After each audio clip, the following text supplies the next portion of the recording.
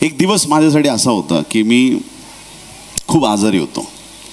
माझ्या कॉलेज टायमिंगला खूप आजारी, परीक्षा चालू आहे आणि एक्झाम चालू असताना 2-3 पेपर झालेत. अचानक मी इतका आजारी पडलो, बिछाण्यावरून मला उठता येईना, एवढा मी आजारी पडलो. ना कोणाला फोन करू शकतो ना काही करू शकतो.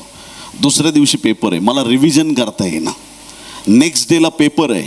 आज मी इतकी रडतोय, मी रूममध्ये एकटाच आहे. माझा रूम पार्टनर होता आणि तो म्हटला की मी घरी जाऊन माझा अभ्यास करतो आणि उद्या डायरेक्ट पेपरला येणार आहे. तो सोडून गेला आहे, त्याला माहीत नव्हतं मी आजारी होतो. तो आधी गेला, मी आजारी पडलो आणि खूप मला इतका त्रास व्हायला लागला.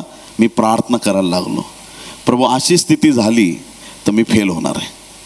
माझी रिव्हिजन बसणं या सगळ्या अभ्यासालाही फार महत्त्वाची. काय करू प्रभू मला समजत नाही. रडतो, एकटाच बसलोय.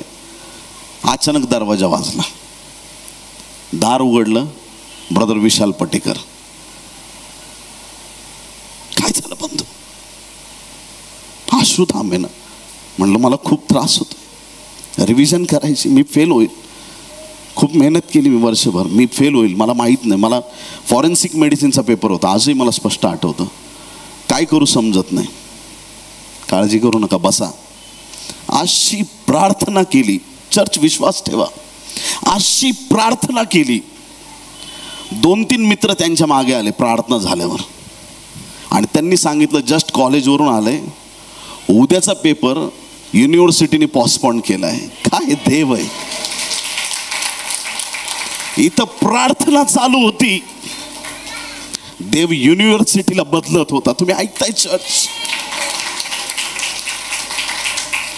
इथं प्रार्थना चालू आहे, परमेश्वर बाहेर वातावरण बदलत आहे.